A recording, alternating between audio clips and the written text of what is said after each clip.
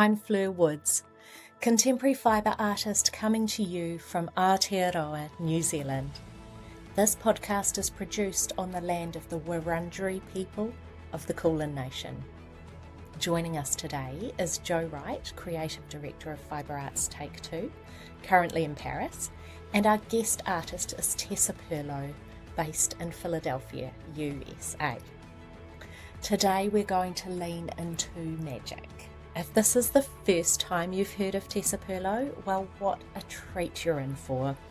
On first glance, through her beautiful artworks, Tessa shares stitched illustrations that are contemporary with a folk art vibe. On second glance, the alchemy appears as you're drawn into her clever compositions that balance sincere symbolism and a deeper narrative, expressed with the most gorgeous colour and texture. Repurposing garments by embellishing, altering and alchemising them is a particular specialty of Tessa's. In fact, you've probably seen some of her wearable art on her wildly popular Instagram, or maybe, like me, you love indulging in her soothing vlogs that capture her creative days with a side note of her life in Philly. This is a conversation worth slowing down for. So make a cuppa and get comfy as we invite you into our creative spaces across the globe for a real, heartfelt conversation of kindred spirits about craft as art and creating with intention. A note to our Take Two fibre art and mixed media community. I've noticed that the way you share is always so generous. If you enjoy this conversation, please share it with someone in your circle, a fellow artist, a friend who loves stitching, or anyone who'd be inspired by this creative journey. You can revisit all of the interviews through our website, www.fibreartstake2.com. I'm so excited to bring you this conversation. Let's get started. Welcome so much, Fleur and Tessa, and thank you, Fleur, for that beautiful introduction about Tessa's work. I'm just feeling like I'm joining along the ride for this conversation. You are both such powerhouse artists and stitchers in your own right, and I think this is going to be a beautiful conversation, and I'm so excited and thrilled to have you both here. To our audience, if you're listening on the podcast, be sure to check the episode description and the show notes. We will link to the images that we discuss in this episode, as well as Fleur and Tessa's websites and socials, so that you can get to know them both more and follow them along. I'll let Fleur welcome Tessa in a moment, but I feel I should welcome Fleur and introduce Fleur properly. So Fleur is a contemporary textile artist based in rural New Zealand, known for her richly layered and vibrant and textural, beautiful stitch work that blends embroidery and paint and a deep love for the natural world.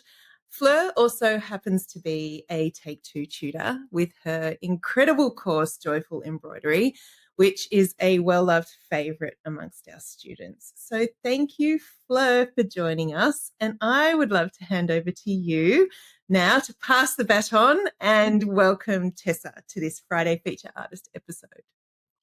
Thank you, Jo, and welcome, Tessa. This is just such a thrill. I just want to acknowledge that we're kind of having a conversation today from all corners of the world.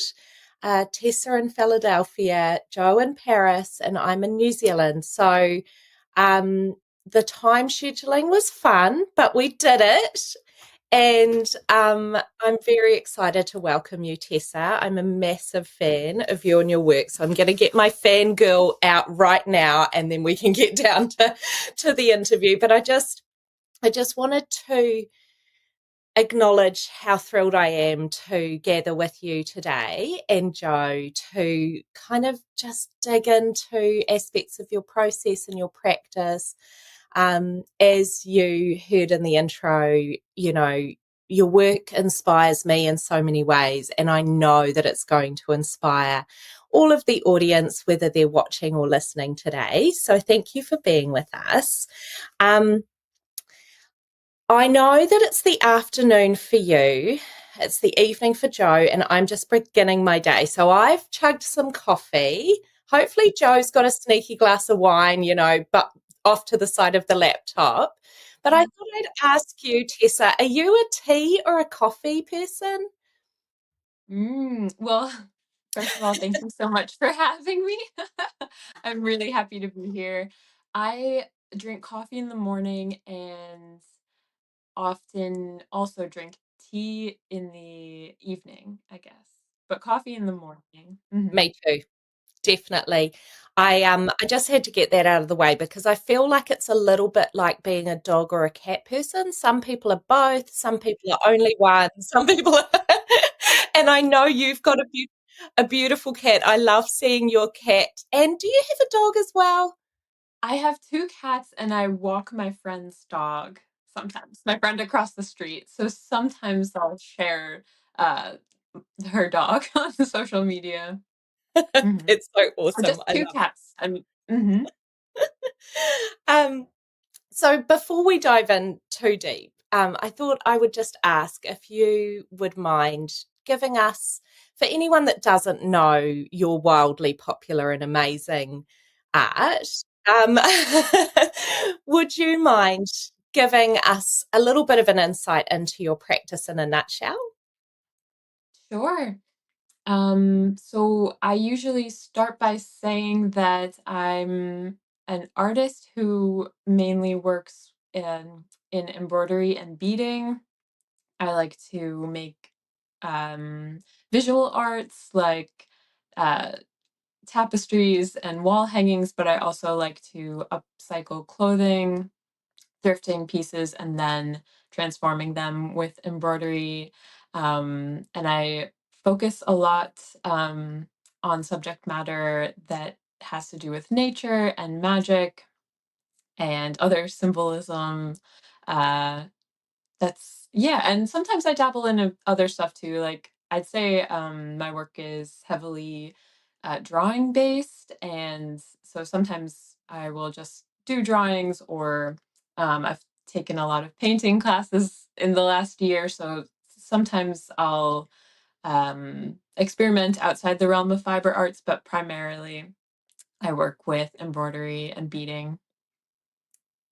And I absolutely love it. And I know that anyone who hasn't seen your work is just going to dive into the show notes and click away at the links. And those of you watching, we will be sharing more imagery as you saw in the intro. So thank you, Tessa. I know that you studied fashion, and that's kind of a bit of your origin.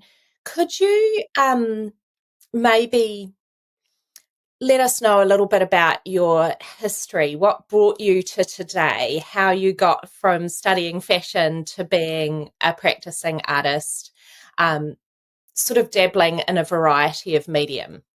Yes, definitely. Growing up, I was very interested in fashion, and I also loved art as well. So I would take art classes or take out books about artists from my local library, and then also fashion books or fashion magazines. My mom taught me how to sew probably when I was around 11 because I asked her to. Like, she's a quilter and she would make our Halloween costumes.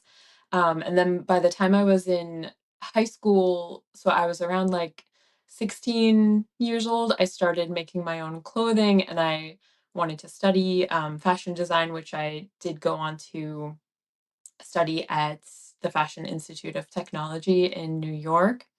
And I completed that degree. And then by the time I had graduated, I was a little bit, I'd say like a little lost with what I wanted to do.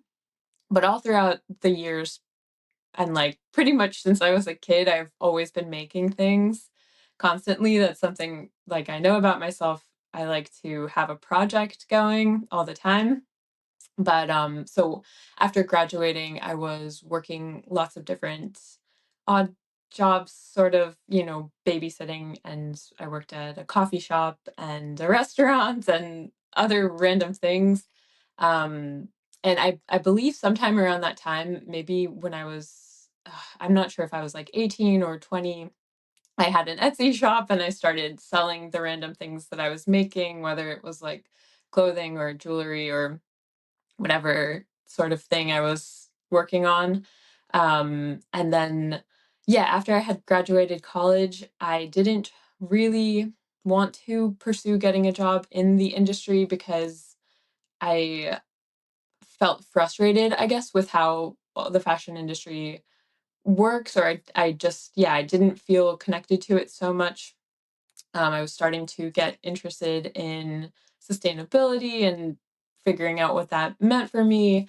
Um, and I started embroidering as well, I guess. And then at some point, I guess my Etsy started taking off a little bit more. And then um, throughout the years, just started doing that full time. I was able to, at some point, transition between um, having, coffee shop jobs and stuff, and just doing little projects on the weekends to it being my full-time job. And yeah, but I'm getting a little off track to the topic of fashion, but I do think I'm still yeah, I'm still very connected to fashion, and sometimes I feel more like frustrated, but sometimes but I that I can't escape my love of it, I suppose. But yeah, so I still feel very influenced by fashion, and I still do love working in the context of with and of about clothing. But I am trying to figure out how I want to express that. And upcycling with embroidery is definitely one of my solutions to it. But I also do just love sewing things, and um, yeah, I suppose mm, that's where I'm at now, at least with it. Yeah, that's so cool. So who encouraged you to follow a creative path? It sounds like your mum is quite a creative human being. Was that just part of your childhood, or was there some particular moments that directed you? Um, well, I would say what's funny is my mom is very creative, but she doesn't describe herself that way. She doesn't see herself as an artist or a creative person, but she always did crafts with me and my sisters growing up. I don't particularly know, like, it's the magic, I guess, of visual arts that made me want to pursue it, and also maybe a little bit of having an inclination or to make things, I suppose. Or like, there's that when you're a kid, when you feel good at something, you want to keep doing it. So that was me with drawing. And I think just because I loved art so much and I loved fashion, and understanding that things are made by people, like in museums, I did have an aunt who would take me to museums a lot as a kid. And so that definitely sparked my wonder. And I yeah, I mean, I think it just helped me a lot throughout my childhood and teen years and early adulthood, just to have that outlet for creativity and developing that practice. And um, but so even though my mom doesn't see herself as creative, she always allowed me the space to do whatever I wanted. There wasn't any pressure for me to like not pursue art, which I think is underrated, because for some people, like, it's not really an option for you to like study a creative field in college. And yet she's very open-minded that, like, whatever makes us happy, we should pursue. So I'm really lucky that, yeah, very much so encouraged me to really do whatever, and she worked really hard to make sure, like, we could do some extracurricular type things outside of school that were more creative, like taking a painting or drawing class. That's so cool. I can totally relate to that. And I love, um, it sounds to me as though you've also just, I guess, you've had support, but you've also just allowed yourself to kind of be open to the magic of creativity and lean into that. And I know that's a big theme in your work, which we'll definitely get to. Do you feel like there was a time when you were studying and, you kind of, how did you transition? You obviously decided like the fashion industry wasn't your jam, it wasn't kind of aligning with your values.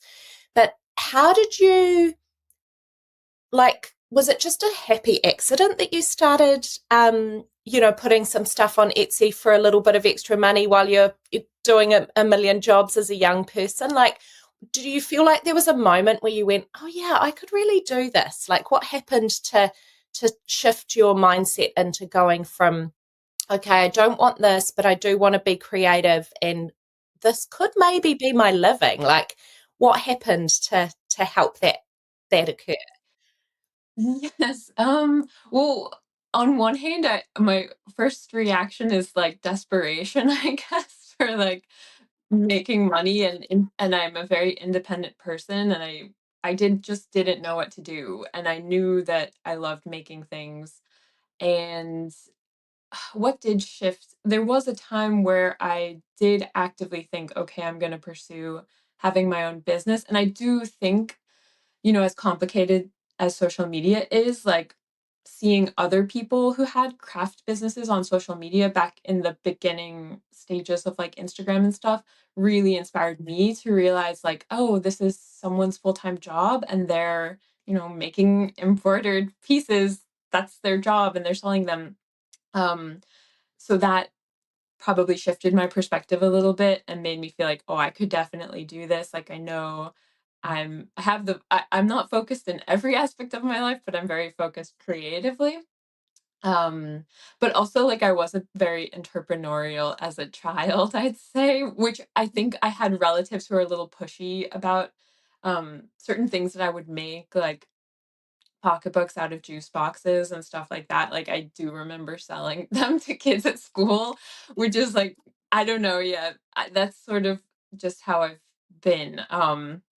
In high school, I can't remember as much, but with Etsy, it was more so just like I'm very prolific and w- made I had to get rid of stuff. Like you can't just make things and accumulate things endlessly. So it made sense to me that I should make things and try to sell them. Um, yeah, and then I think probably both seeing other people have successful craft businesses online and then also just seeing my business take off a little, or the Etsy shop take off a little more, made me at least pursue having that be my full-time job. And it took a while, but yeah. That's so cool. I love that. And I have to say to you that you were one of those people for me when I was starting out and like, early days of Instagram, same deal, just being able to see other artists in the world, working with a medium that you love too, and clearly, actually selling some stuff, actually paying the bills, was so inspiring. So I just love that. And that is one of the beautiful things about social media, isn't it? That I know there's lots of challenging things, but I think for creatives, there are some wonderful communities and sources of inspiration out there, at the very least. Um, so, just coming back a little bit to your process, because I know that we probably have talk just for days about the business of being a creative because it is a whole thing. But I am really, really interested. I was watching one of your gorgeous YouTube vlogs. I love them. I find them really soothing. Sometimes I just have them on when I'm in the studio in the background, like I do with these interviews, actually. So it's kind of surreal to be chatting to you now. But um, I I've heard you talk a little bit about research and how you kind of do like to go down little paths and research different eras and get inspired by different themes. Is that, would you say that how much of a portion of your practice does research take up, and what is your process like? Do you begin with research, or do you sort of begin with a concept and then go and research? How does that work for you? Well, I'd say it does take up a large portion of the creative process for me. But like on the other hand, because I've been doing this for a while, and I even consider like my time in college is a bit of like the seeds of my, I guess, like the story building that I try to do with my work. I have a wealth of inspiration that I've been coming back to, I think, for like over a decade. So some stuff I spent a lot of time researching like 5 years ago that I don't have to research as much now when I feel inspired in a particular avenue. But like reading is definitely a huge just part of my like life, I guess. And I definitely that's like creative advice I give is like research or learn about things that are interesting to you, and it'll definitely just inspire your work more. um but yeah, so now I do still, it's important to me to still just like be stay curious and learn about different artists, and that not only just like helps me mentally as an artist to feel maybe like less alone or something in the process. I like learning about other artists and time periods about of art and whatnot. But yeah, I don't know. I just kind of trust that whatever I'm interested in, I can read about it without so much the pressure of like you have to get inspired by this, but I just know that it'll happen, sort of thing. And I do keep lots of like Pinterest boards of really specific things that I'm like searching based on like maybe a particular craft or like a time period in fashion history that I'm like just intrigued by. And I keep lots and lots of journals also with like notes from books and uh, notes about books that I want to get from the library and stuff like that. Cool. But That's so cool. So do you, when you're, making your journals and capturing your research, is that act enough for you, or is there, when you're going to start working on a new project, will you sit down and revisit those journals? Like, what does that look like for you when you're physically kind of capturing that? Does that then embody it for you, or do you then kind of have to reconnect with it? What does that look like?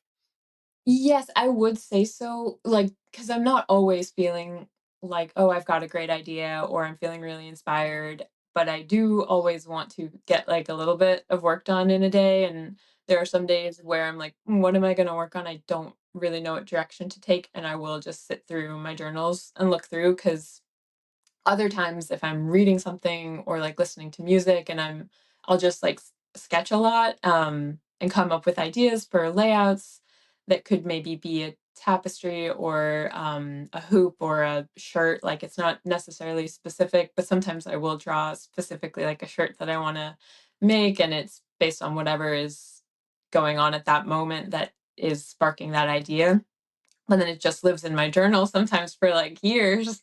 And so I do go through my journals a lot if I'm feeling a little lost, and look through my notes. And there's a lot that I'm constantly writing, like, oh, you have to revisit this idea or like come back to that.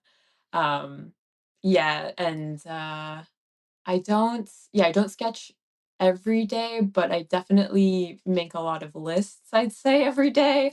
And the seasons have a big influence also, where I kind of, as the season changes, I make a little list about like what sort of themes I want to be thinking about and like what energy I'm shifting towards, or even just like what flowers are in season or whatever that I would maybe want to make some pieces about or incorporate in something. I love that. And I too am very influenced by the seasons. And we're about to change into a new season, all of us, very soon, which I always find a really exciting time creatively.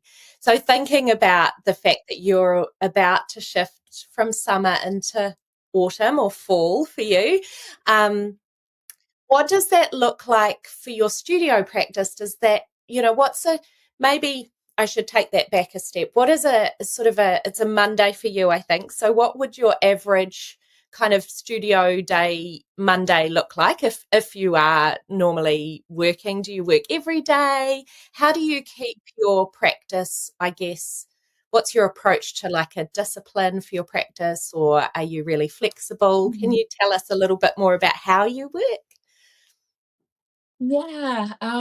Well, right now, like through the years, I haven't always done just this, my business and my craft business. Sometimes I've had part-time jobs. Most of the time I've had part-time jobs, but since moving to Philadelphia, um, the past 3 years, I've been full-time working with embroidery. And usually Monday does feel like, okay, the start to the work week, even though on the weekends I still do a little bit of work, just and I'm not necessarily being strict or like maybe I am a workaholic, but it's more so just like I can't help myself and it's easy to do while doing other things. But I typically wake up quite early and my partner works in fabrication, like carpentry and wood finishing for a factory. So he gets up really, really early. Like the shift starts at 6:30 for him. So he's up at earlier than 5 o'clock. And I've always been an early riser as well. So I kind of just can't help it. I get up really early too. And I am also, like, most energetic in the morning, not at night at all, like, it's really difficult for me to stay up late. I'm, like, the opposite of the typical artist who's, like, up all hours painting. I'm up early in the morning, but I do, like, right away, I wake up and it's almost mindless, but I do a little bit of work. I'm usually not thinking about it. It's like I have some projects at our coffee table. I'll have my coffee and I'll do a little bit of work as I'm waking up and maybe journal a little bit about the plan for the day. Because often I'll have to do a little bit of like errands as far as like go to the post office if I have to ship out an order. And I like to get that out of the way in the morning so that I can work less interrupted in the afternoon. And well, because lately I've had some issues with like repetitive strain injury with my shoulder and my wrist. I do have to be mindful that I'm not spending too much time doing one thing. That it's really frustrating when that's the case, but it will inspire me to then think like, okay, well, maybe you can do a sewing project and that won't be as um like I don't know, challenging for your body if I'm having like a bad week with that. I'll just do a little bit of embroidery and beading and then work on maybe a sewing project. Yeah, or like I'm trying to think what other kinds of things that I work on if I'm having that sort of issue. Like I'm making a lot of pillows right now, and I want to dabble in. Thank you. That maybe like do some home decor type of things, but yeah, I'll usually then just like work through the afternoon and try not to get too distracted. I also will put on YouTube videos in the background and just kind of try to get in the zone and focus. And I'd say that's kind of what my general week is like. And sometimes I'll take a break if I need to walk my friend's dog or like visit a friend or something. But like I am very flexible, but lately it really is like I have a work week and I'm waking up and I'm working and um I think like discipline maybe comes naturally to me, but it's also like what I want to do. So it's easier for me to sit and work than it is maybe for me to like answer emails. That kind of work is more challenging for me, but the actual creative stuff, I'm lucky that that is just um my like routine, I'd say. Yeah. Yeah, I love that. I can totally relate. I have to force myself to do emails first, otherwise I'll never ever do them. And I get what you're saying about repetitive strain. I can totally relate to that. I have to get acupuncture regularly for mine, and I also really understand the idea of like discipline, but also wanting to, so it becomes like an easier thing to make yourself do it. But when you're doing something that's so slow, I think it really does require that. And you've mentioned that you're sort of I just, watching some of your vlogs and things, you've mentioned that you'd sort of describe yourself as an introvert. How do you feel like, yeah, how do you feel like that your personality type thrives in a creative practice working from home, would you say? Like, what does that look like for you? How do you find it just total bliss to be working from home by yourself a lot of the time, or do you have to actively go and seek community? Like, what does that look like? Yes, I actually, even though I am definitely an introvert, I do think it's been challenging to just have this be my full-time job because it is super isolating. And even though I think I'm very good at being by myself or with myself, and I need it too to some degree, like I need a lot of alone time and a lot of creative time.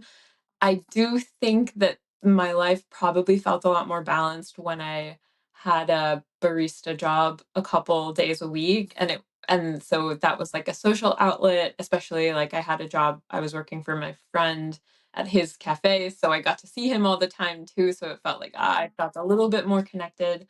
I am lucky I have a good friend who lives right across the street from me, so seeing her is pretty easy. And I also I'm very close with my sister, my younger sister, and she is also an artist and creative, very creative person. And so she's often doing like freelancing jobs, and sometimes during the week she can just visit me, even though she's still in New Jersey, which is where I'm originally from. They're like an hour and maybe an hour and a half away from Philadelphia, but I will invite her to come hang out with me so that, and we'll both just like work on creative projects together. So that kind of takes some of the like lonely aspect of it, that makes it easier.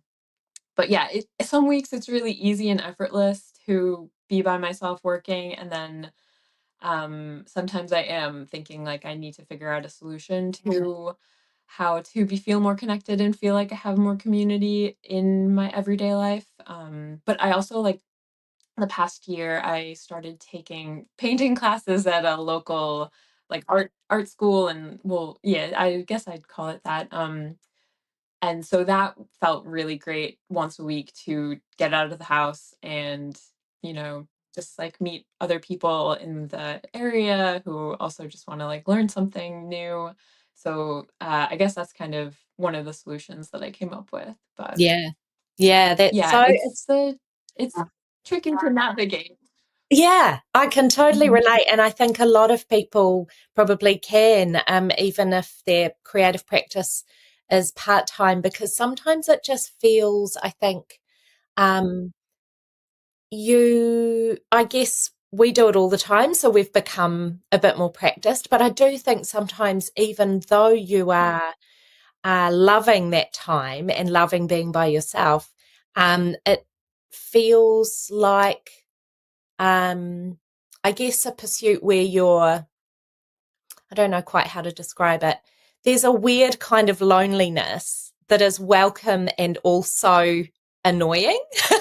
It's sort of like you know, like you kind of want a table full of people, but you want to, I don't know, for me anyway, I want to be able to turn it on and off.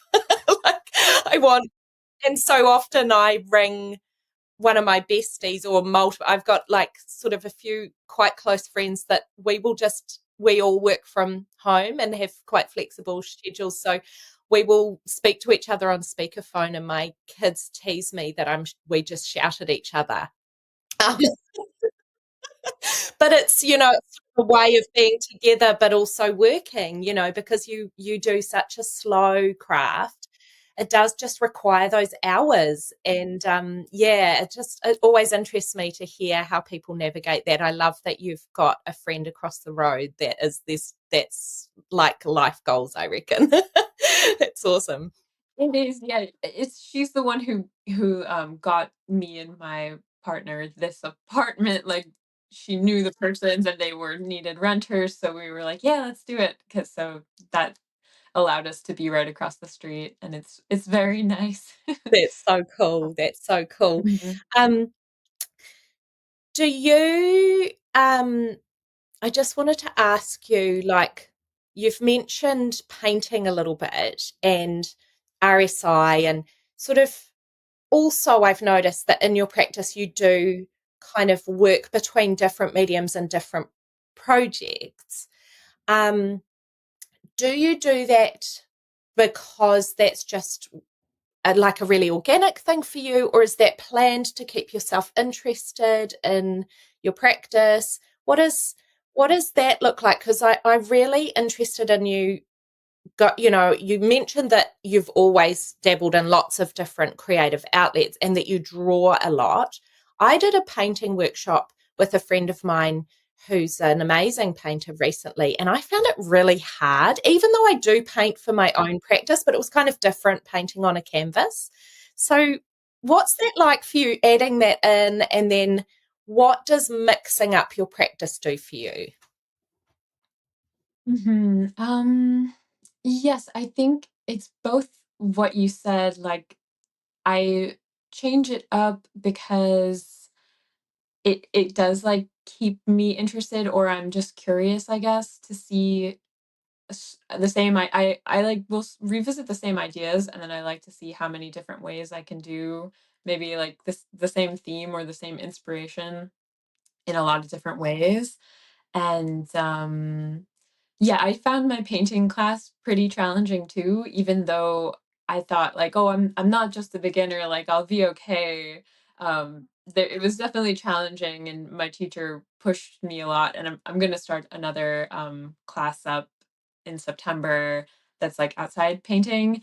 I think I just like know that the more like diversity is always gonna make things better, like, in any way. So, like, having a practice that is, maybe seemingly all over the place, I know that, like, if like, if I do the same thing too much, if I'm just spending every day in the week beading, which sometimes will be the case, as soon as I switch it up, like, I don't know, it's just, like, good for my brain, I guess, to sometimes if you're problem solving, I guess what I mean is like in with a certain thing, or I'm working on one project and not stopping, and there's a maybe something about it that I can't quite figure out.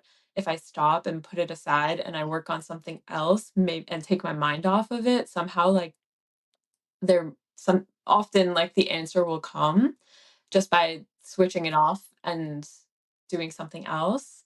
And then sometimes I also like more recently I do just like switch gears from different mediums to try to um yeah, just like keep the carpal tunnel or whatever is going on with me less prominent. And yeah. That's so cool. I 100% relate to the, when you meet that challenging bit, or even just, I don't know, having a fresh perspective. Do you tend to jump between projects within one day normally, or is it like, yeah, me too. I tend to have at least three on the go. Yeah, I love that. I love how one of the things that I think so cool about these kinds of conversations is I think we can all be making really different work and using different methods, but there is this sort of like intuitive kind of approach to art making that if we allow ourselves to lean into it, I think things like working on multiple projects that maybe traditionally weren't taught, it was sort of like finish what you've started and all of that kind of stuff. But I think, I don't know how you feel about that, but what I'm starting to lean towards is your connection to the seasons and your connection to magic. And it sounds to me as though a lot of what happens in your practice is somewhat intuitive. And I'd love to know, you know, how you've managed to lean into your intuition, if I'm getting the right end of the stick there, and then also how the seasons and your connection to magic kind of enhance your practice and your I guess your ability to trust your concepts and your ideas. That's like 5 questions in Yes. one, so feel free to, Yeah, like, I know. right-size that. let me let me see. Well, what I think is, when I first realized I wanted to learn embroidery, one like after fashion design school, and I wanted to. I guess I thought like, oh, I love seeing embroidered flowers on like gowns and stuff in fashion, and I feel like I can try to do that, or I want to learn how to do that. Like, let me start trying to embroider. I wasn't necessarily like, I don't think I had too much of like the creative practice that is like I did maybe have some research that was like being carried with me from my school, because we did have to do a lot of like creative journaling and collaging with inspiration boards and stuff. But in the beginning, I really just wanted to learn. And but during that time too, I've had like a bit of a dysfunctional family growing up, and I around the time of me graduating, it was pretty challenging, and I also was getting into a lot of like just like reading self-help books and maybe even like spiritual stuff podcasts, or I was definitely searching for some guidance, I think. And I've realized, oh, the more I follow this path, like the more creative uh inspiration, or like my or unique original ideas I get, because often I would just, look at a flower, like an already embroidered flower, and try to replicate it. And that's how I was learning, was just like looking at imagery of flowers online. And that was part of the like learning how to embroider process. But as the more that I yeah, but so during that time I also was being drawn to maybe imagery that was like esoteric and tarot and stuff, but I didn't really start learning about it. But then as I wanted to, like, I wanted to make work that was magical like that. So then I started reading about it more and trying to learn about it. And then I realized that there are, like, it's very encompassing to a lot of other philosophies, I feel like, that are important to me, like environmentalism and feminism, and all this stuff really is like uh a part of, and also like intuitive um living, I guess. uh it's it's all in this world, I guess, of like magic, or depending on whose book you're reading, you can find all the connections, I guess. Start Everything just started coming together more. So the more also I guess I learned about intuit I did have to learn about intuition, and tarot definitely is all about intuition and like learning about yourself. I think, at least, like that's my approach to reading about it and learning about it and picking cards and being inspired by the tarot. It really is like any message you get is like, in what ways can you kind of inspect how you feel about a certain thing. um I feel like I'm talking in a tangent a little bit, but No, it's beautiful. It's really nice to hear you riff about sort of how you got there. And I was hoping that you'd mention tarot, because I've noticed that in sort of, maybe I'm guessing, some of the symbolism that you use, and I'd love to hear about how that's connected. And I just, I've always been really, really drawn to. I feel like your work. My perception is that your work has sort of a folk art meets Department of Curiosities meets tarot card meets um you know Frida Kahlo, feminine icons. I don't know, so many beautiful things speak to me when I look at your work. But I'd love to know from you, when you're choosing symbols, and you know and they are obviously connected to a deeper meaning for you, where does that come from? Yeah, I'd say that comes from all of it, I guess, like, all one, like, yeah, I mean, all the inspiration that I'm keeping, I guess, like, in my journals and going through. But for one particular project, I will probably have an idea, like a theme that I want to follow. And then in that theme, I'm going to try to like think about what that means for me, or do I want to break it down into more symbols? Like, I'm trying to think of a theme like abundance is one that I have been thinking a lot about for August. And then what are the different things that remind me of like abundance in life? And then I'll make a list of symbols and then what those symbols will mean for me. And so I have like a lot of little webs going on behind the scenes. And then I don't question it too much. And I just kind of draw whatever came up with that onto a garment or like a fabric piece. And I do just kind of, I like that instant process. Well, it's not exactly instant because I am making lists and stuff, but I just trust that whatever comes up will be right. And then um I'll make the piece, and I try to just kind of let it go. And then if there's something that I, as I'm working on, I wish I did differently, then that can just go on to the next piece, sort of thing.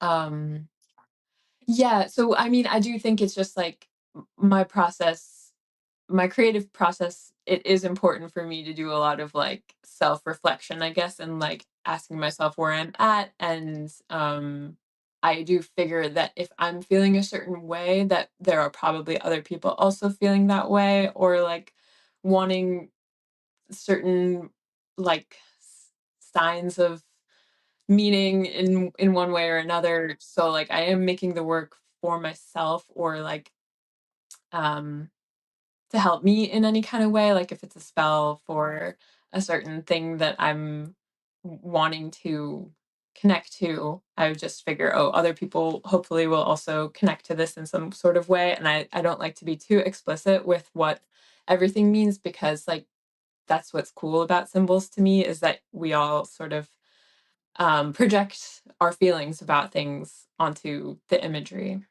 Yeah, I love that. So I feel like a lot of people use creativity to soothe their souls. But I love that you've also sort of taken this practice of,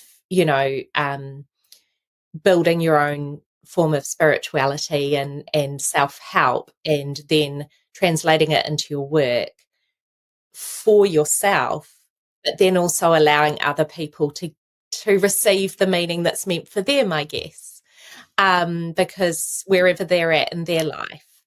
Do you think, before we just pop some images up on the screen of some of your beautiful beaded work and your gloves, your iconic gloves, um, and I just wonder, because a lot of your work transitions between the wall and wearable, and I know the gloves aren't necessarily intended to be wearable, or maybe they are, but I sort of have perceived them as more of an art piece.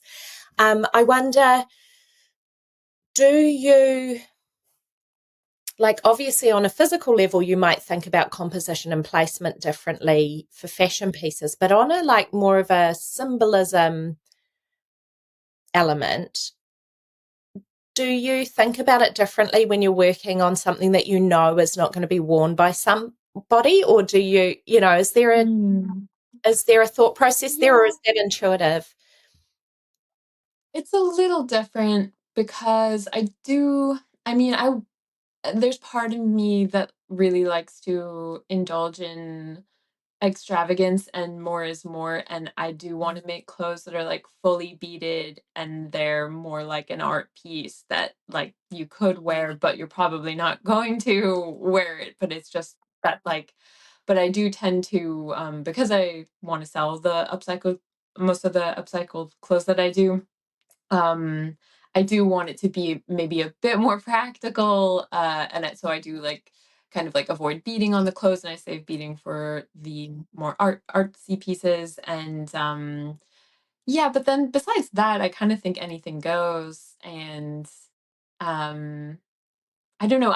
I feel like I haven't been doing too many clothing this past year, but I'm ready to get back into that and do a bit more, and use that as my like backdrop, I suppose, as the canvas. 'Cause yeah, I took a little bit of a break, I feel like. And, I don't know, yeah, it is a little bit different because it's more three-dimensional, and that's fun because you can kinda have different stories on the different like, the sleeves or the back, and, um, yeah, so that's interesting, and, yeah, but I maybe but yeah, I don't necessarily, uh, have a different process as Yeah. far as, like, Okay. creative thinking. Yeah, Mhm. I wondered because I for some people they sort of have an art practice where they have their like kind of geek out artworks, and then they're sort of maybe more, for want of a better word, commercial artworks. And so I wondered if there was a you know a difference there. But but what I love about your work is your energy feels to just flow through it. And I guess from what I'm hearing you talk about, it feels like it's got a lot to do with just the way you live, your intuition, and you and your connection to magic and the seasons and research and all of those things that just build this like natural through line. So it's not like you're having to be too prescriptive about that, because this is just the aesthetic that you've built essentially for your work, which is so divine. On a technical level, when do you have a preference? Like, do you have a type of work that you create that you just go, oh, this is so much easier, like a piece in a hoop versus a shirt? Or like, do you have works that are sort of like I can just rest almost when I do this kind of work, and then your works that are more challenging? Oh, yes. Well, this connects to the train of thought that you just mentioned with the commercial like aspect to of wanting to sell your work compared to the desire to just make whatever you want, I'd say, which I do have to kind of like figure out. I think since the beginning, I've been trying to figure that out as I've become more interested in making like um art, I guess, like, art pieces, not that I guess that's, like, a whole other can of worms, what's art and what's but, like, um but, yeah, I'd say the pieces that feel really, like, out there with a lot going on, like sketches from my journals that I turn into like a tapestry. That's the most fun for me is the more extravagant pieces or like the gloves. But they tend to like sit around forever half finished because I do try to prioritize the work that I know will be easier to sell, the stuff that is like a more affordable price range, like the smaller pieces. Um, Maybe like clothing and yeah, with the clothing, I honestly I don't always know what is like for me it's more fun to do something crazy, and sometimes that is what's going to be like more successful as far as like selling things easier, and then sometimes it's like, just simpler pieces are easier, and yeah, I do still have to like make a living, so I try to figure out, yeah, so what's most effortless to me is the really inspired stuff that I feel like, oh, this is right from my journal and my notebooks, and I'm really like expressing something, and I want all of the work I make to be special to some degree, but there are some things that are just like a folk flower, and there's not much meaning necessarily other than I think it's cute and it's work that I do to put in my shop. But I'd say the stuff that feels a bit more personal and like rich in symbolism feels more like, oh, it's a no-brainer for me and I could work on that forever. But yeah, I can't always prioritize it. Yeah, I so get that. And I think that that's something that maybe people don't always realize about a full-time art practice, is that you really do have to kind of sometimes be realistic about the work that you're creating, and disciplined about your output so that you can pay the bills and all of that stuff. And that's really interesting to me to hear that for some people, I think the expression work, the heart and soul work that they would, in a dream world, if you won the lottery, you would just do that all the time, is more challenging to them because it's connecting with yourself quite deeply, and that can be frightening to some people. So they prefer that sort of maybe more, hey, I chose this because I know it's beautiful and I know I can make it and I know I'll have success with it. And I love that it's the opposite for you because I mean that's why you're still in the game, right? Because it's your soul's calling. It's what there's a part of you that has to do it, I guess is where I'm getting to with that. Do you mind if I ask you some technical questions about your practice? Do you mind sharing things like that? So I'm super interested in your beading. I know that beading is quite challenging for some people, and for others they find it super easy. Do you have favorite materials that you use? Like, do you have the most beautiful beaded lemon I have ever seen in my life? It's just on the screen right now. Like, and I love beading, but your beading is just particularly delicious to me. I find mine's a little bit haphazard. I find it hard to get those lines like you do. So I'm really, really interested to hear, like, do you have a favorite needle that you use? And like, do you use only a certain type of beads? Are they all upcycled or are they new? Is there a type of bead that you love? I'd like to hear more about that because I really think there's a lot of tricks to that trade.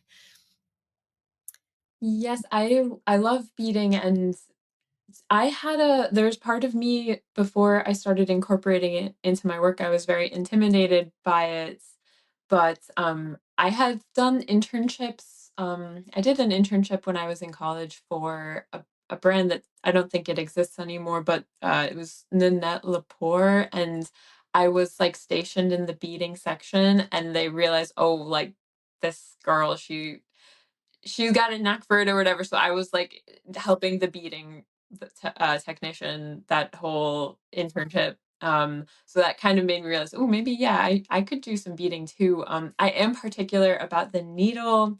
I mean, I don't know what I buy is just called a beading needle. I think it might be DMC or something, but it is long. Like I do I have one handy? I think it's at least 2 inches, maybe 3 inches long, and it's like the thinness of a hair. Because that used to really frustrate me is anytime beads get stuck on a needle. So it makes a huge difference. And yeah, and then my preference of beads, I mean, I have bought a lot of my beads secondhand off of eBay. Like, I remember during the beginning of the COVID pandemic, I was getting really into shopping on eBay, like doing the what do they call it? Auctions, I guess. And there was like a box of lots and lots of beads that I got very cheap. And so that was really exciting. And I still have like most of that whole stash that I'm still working on. But I will also buy stuff, especially if I want like a large, I like doing, if I could, if I had more endless time to just like work on whatever I wanted, like, um, I like fully beaded pieces with like backgrounds completely filled in, and so you need a lot of the same colors. So I will sometimes purchase beads, and then maybe I try to do get them from like a local shop if I can, but I'll also buy stuff off of the internet. Yeah, and I use a lot of seed beads because you can get the detail really well with those, but I have been itching to maybe expand the way I work and instead use larger beads on a larger scale and and so it maybe will go faster, but then I could do like larger beaded pieces and just have like bigger beads. I don't know. I mean, yeah, again, it's like very drawing based, I'd say, and I try to just kind of follow the lines of the drawing.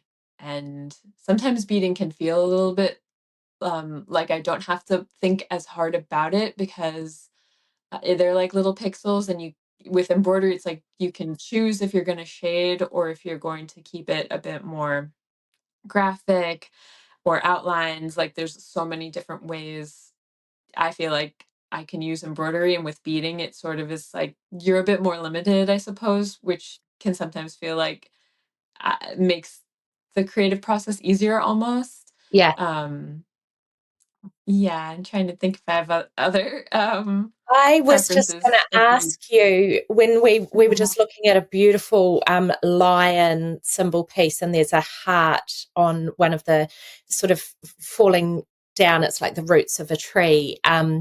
And I can see that you've sort of shaded with your beading there. When you do that, do you sketch that in the background so that you've worked out where you're putting what, or do you just begin? How does that work with your beading? Yes. Well, both the beading and embroidery, I'll do uh, an outline sketch, and then where there's going to be prominent shading, I do shade in with whatever pen I'm using.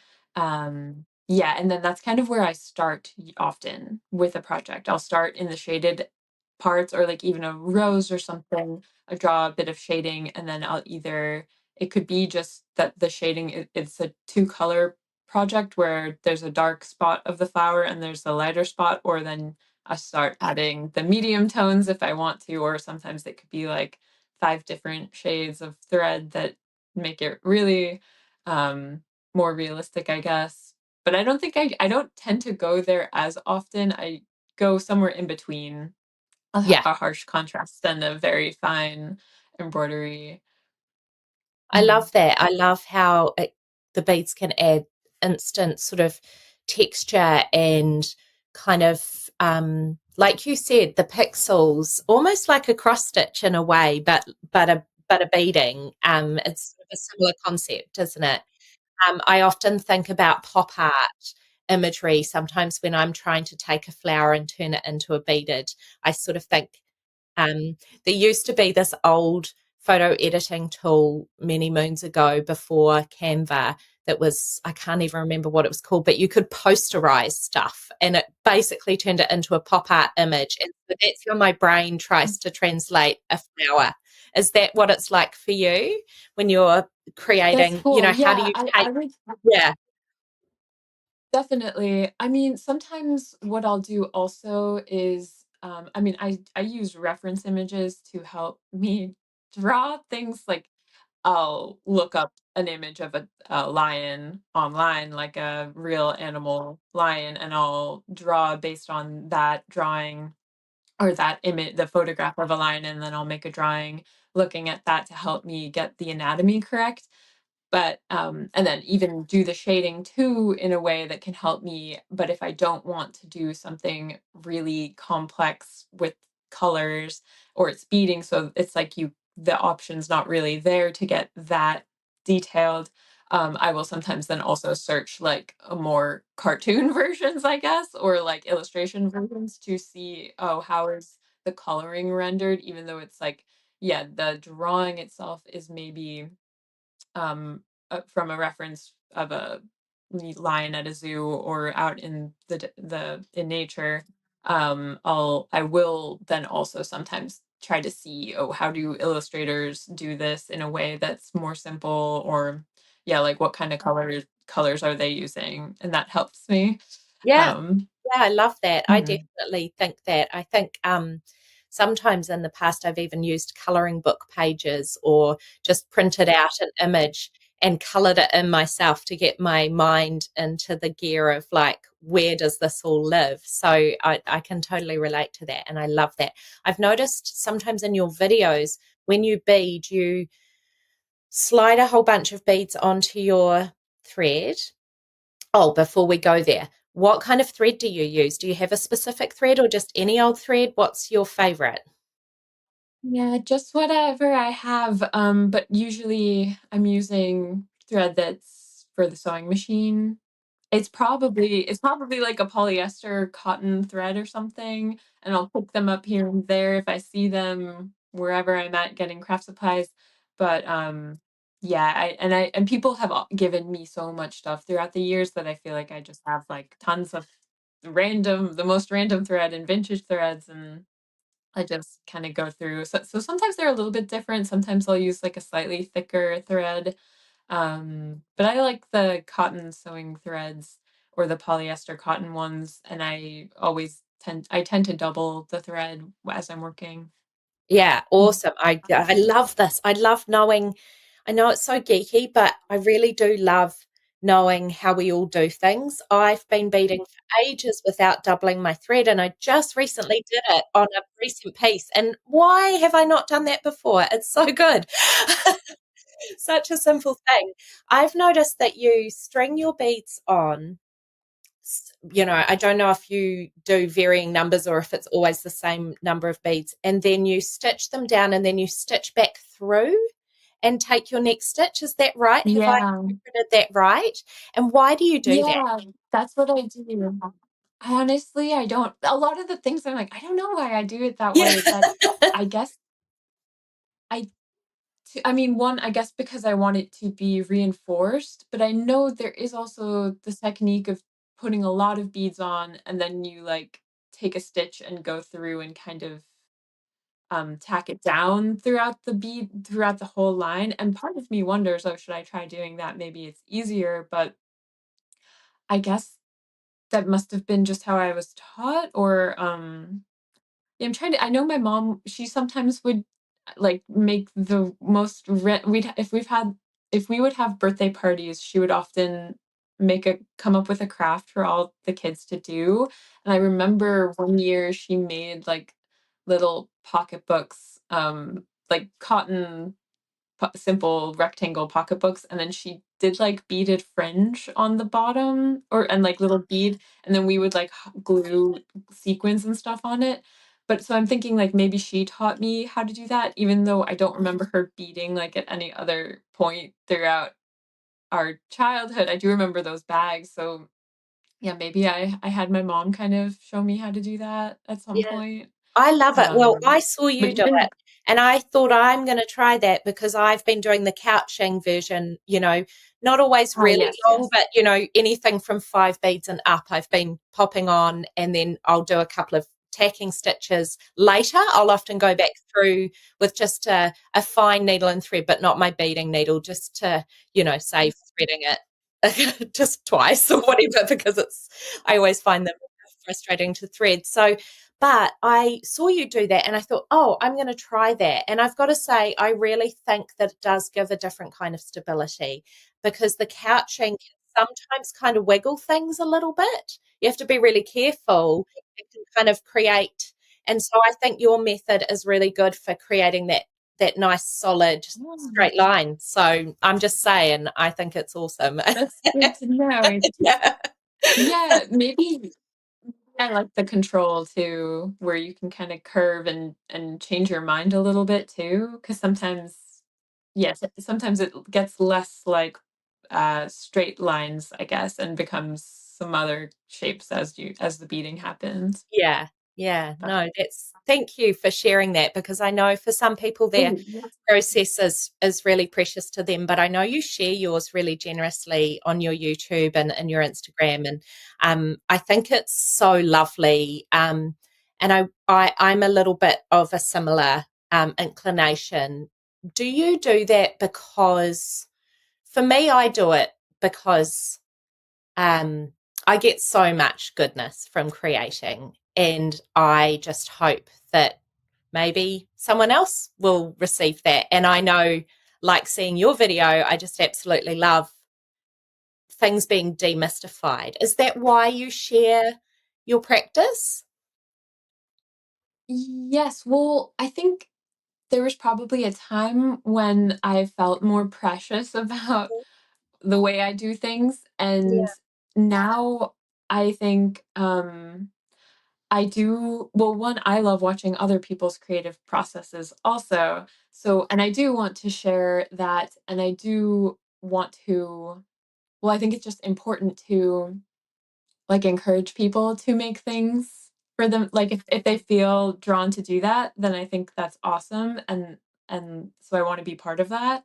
Because I feel like throughout the years I've been asked to do workshops so much, and this is kind of like a point of tension for me because that's hard for me. Like that doesn't come naturally, I think, or it stresses me out to the point that I'm like, I don't know if that's worth it, but I do want to be a part of like the sharing of knowledge. And also the way I learn is just by watching and observing and trying. So I figured, oh, I could just make videos, and I think like that could be inspiring. Hopefully that would be inspiring to others. But yeah, especially with the way, I don't know, I guess the internet is, I think like um I'm putting out my work anyways, imagery of it, and um I don't know. There is also an aspect to it where I'm like, at least like I it's my content. I'm in control of showing how it's done. Sort of, I don't know if that makes sense. But I'm like, yeah, I think it maybe also makes it easier if in the past I've had maybe some instances where I felt like, oh, um I made this idea and now I see other people are doing it, and I feel like, that would like bother me, and I don't want it to. And it doesn't really, but I think sharing it is like an or antidote to that, where like, I don't know, yeah, it's just the kind of energy I want to be putting out. And yeah, so it's funny with YouTube because like I love making YouTube videos, and that feels like a whole other creative practice now, is like learning how to make YouTube videos and figuring out how to do that in a way that's creatively fulfilling also. And sometimes I feel like, oh, maybe my vlogs, they're not like educational enough, but it's like easy for me to do a vlog. And I'm like, oh, I need to make more like tutorial based stuff, but it feels good to hear that you feel inspired, or at least are Yeah. I'm sharing valuable knowledge in them to some degree, at least just by Uh, showing the I process of work. 100% think so. And I so understand that pull between wanting to protect your work and being called to share. And I love that. And I think we all feel it. I think it's really natural. I think it's just that you've gone on a journey to create a practice that feels so intimate to you. And then you feel compelled to share it with the world. And on a practical level, you need to earn a living. And then sometimes it feels a bit confronting when all of a sudden there's like, 50 beaded lemons or whatever that, turn up, and you go, oh, really? I really wanted that to just be something for me. But I guess what I've come to realize, and I think you clearly realize it now too, is that it is still yours. Like, it'll always be yours, and your work will always be unique to you. And how wonderful if more people can make more work. Not that you necessarily want them to do it exactly the way you do it, because that's not what you're trying to ask people to do. But I just think it's a really generous thing. And I love the era that we're in of podcasts um, and YouTube and ways to share creativity and allow people into your world a little bit more, because I think a lot of people sit at home feeling called to be creative, but they don't know what that looks like, maybe, especially if their lives are really filled with other things and creativity feels missing. So for me, I feel so kindred with someone like you when I'm watching your vlog and I'm like, oh yeah, your cat's there. And like,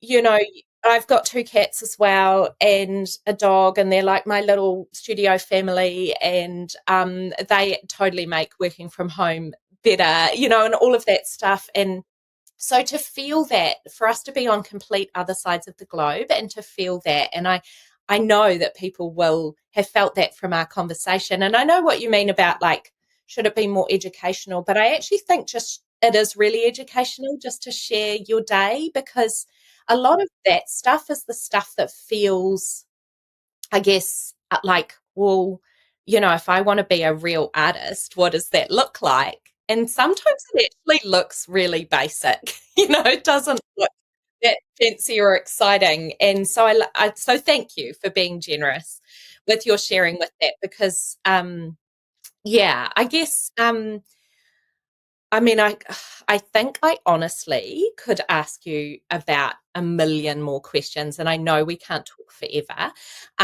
But I do just want to ask you a couple more things if that's okay. And then we have a beautiful little segment that I'll pass over to Jo for. Jo is still here, everyone. I just have been talking too much and not letting her get a word in. Um, I wanted to ask you, what do you hope people feel when they interact with your work, whether it's collecting it in any form or just viewing it? Well, I guess it's hard to describe, but definitely a joy and a wonder and something just like deep inside you that feels I don't I want like I think about the way I feel when I've seen art that really speaks to me, like paintings, like by Van Gogh or Gustav Klimt or you know really incredible fashion designs from like Alexander McQueen and um as a kid I guess I want people to feel inspired is my answer. Yeah, I want people to feel inspired and um like I don't know, excited and um yeah, beyond that I guess there's a lot of other emotions and stuff depending on the theme, but um yeah, I just want to for people to feel inspired and I suppose specifically too in regards to like what you can do with your hands because I guess that was something that really struck me as a kid before I got super into making things that people could make such cool stuff with their hands. That's what I strive to. Um, I guess create. Yeah. I love that. I love that. What's the best thing someone has ever said to you about your work? Oh wow. Oh gosh. I mean, people are so kind. Mm. Um, I mean, I guess the best thing is when people tell me that they feel inspired by my work. Also, that like they feel creatively inspired or that it's informed, you know, their pursuit of living a creative life. That's like the best thing to hear. And on the flip side of that, what's the worst thing someone's ever said to you about your work? Oh, geez. Hmm. Maybe if someone has said like, "Oh, it's just like this other thing," or something, that it's implying that it's not original or something like that. That's maybe a hard thing to hear, even if it's intended to be a kind thing. Like, "Oh, I love it. It reminds me of this." But Yeah. hmm, I know I'm I've not. been, I've had, when I used to have a gallery, I know sometimes people would come in and they'd say, "Oh, this is just like what my grandma used to do." People And say that to me all the time yeah, too, all the I time. kind of love But that now, but initially I I, used to find it a bit yeah. hard. Well, the thing is, I've literally since I was a teenager, I've been getting that and I would just like embrace it. But I also like a grandma fashion and I've always been drawn to grandma grandma hobbies. So it was just like a part of my identity so much from a young age that it doesn't even phase me. Where to me it's like a compliment now, even if people don't intend that way. I'm like, I love that aspect about the work I do because like we need to keep it alive, I think. Um but yeah, I definitely and I've of course got people telling me that like, "Oh, your work is craft, it's not art," or, whatever. And in the moment, maybe, I don't know, I guess that's like a whole, again, that's like a complicated thing to even get into. But I'm like, well, I'm not offended because I love craft, but also like I don't see such a distinction for me at all. Yes. Um, so yeah, maybe that is something that probably bothered me Yeah. at one time. But I'm like, Yeah. whatever. Like, no one is an authority on it, anyways, and can really say what's what. But I love that perspective. How do you, when you feel, whether it's self-criticism or criticism from someone else, even if it's not, like you said, you kind of mentioned, it's not always meant as criticism, but it kind of can touch the sides in a bit of a funny way sometimes. How do you pep talk yourself? What do you do to shake that off? Well, I guess, um, on one hand, I'm just generally not too worried, about how things are received, and because I am someone who, for better or worse, is always already thinking about the next thing, so it's like what I've made, like, I am critical of things I've made in the past, even though they were received very well or whatever, then I'm like, "Oh, wow, I feel so differently than how I felt 5 years ago.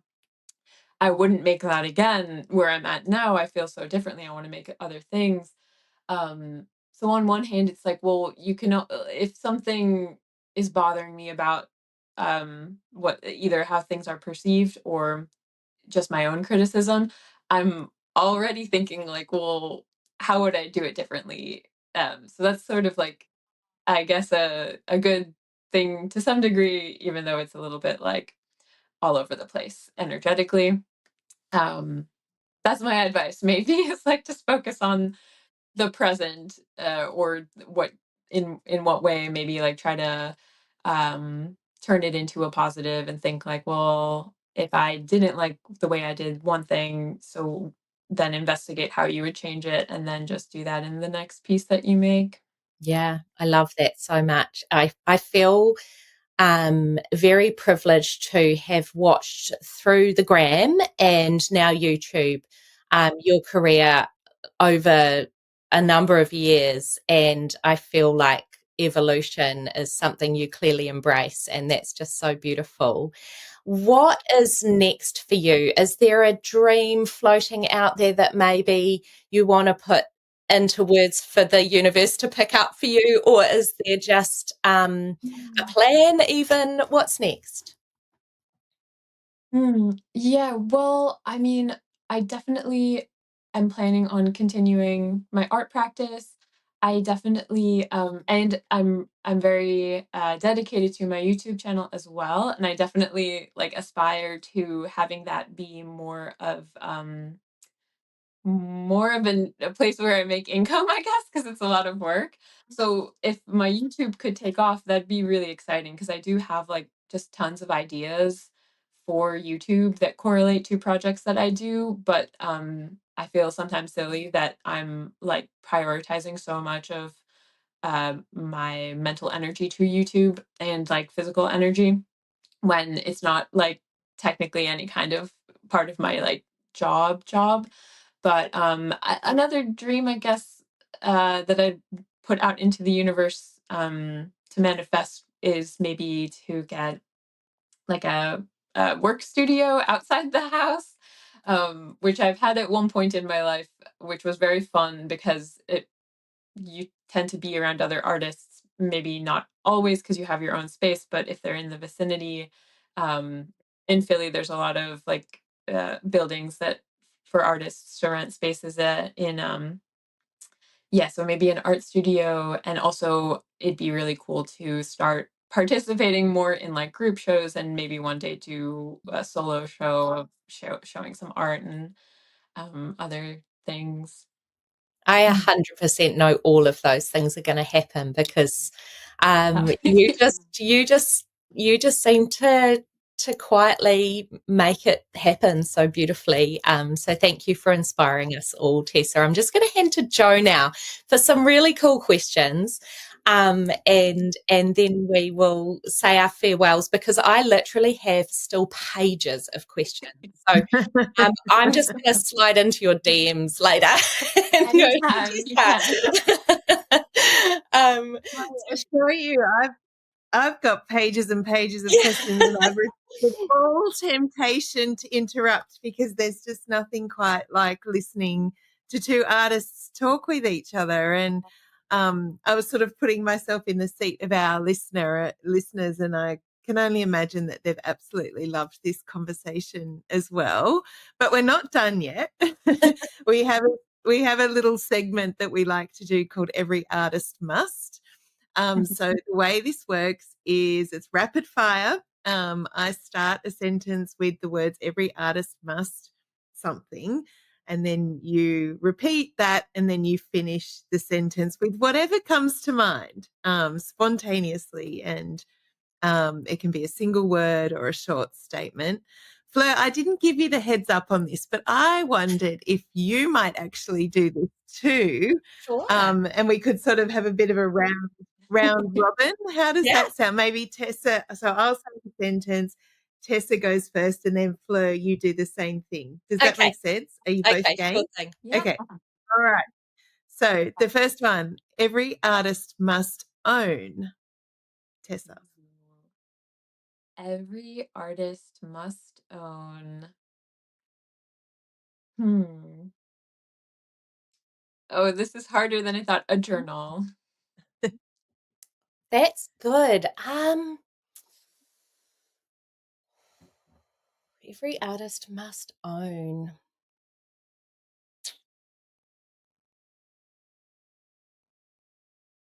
a comfortable chair. Oh, that's a good one. Every artist must create.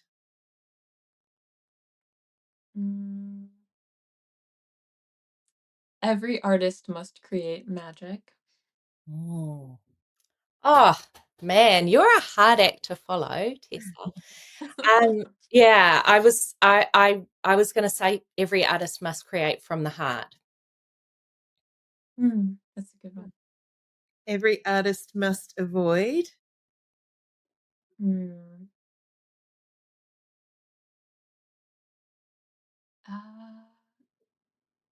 Every artist must avoid taking themselves too seriously. Yeah, I love that. Every artist must avoid dickheads. People that are going to bring you down. Avoid them.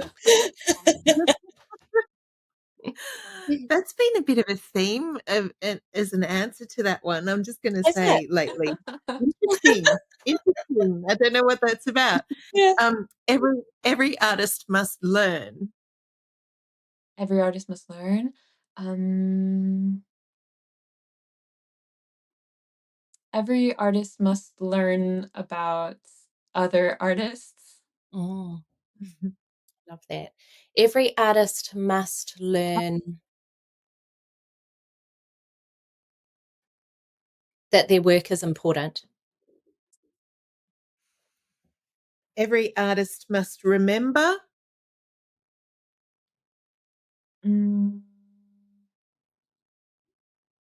Every artist must remember to take breaks. I'm so bad at that. Every artist must remember that there is room for all of us. And final one, every embroiderer or stitcher must. Oh boy.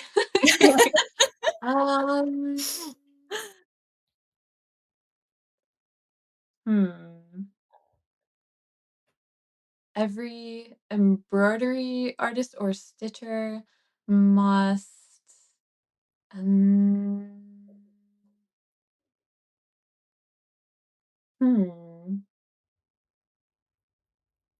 This one's gonna take me a moment.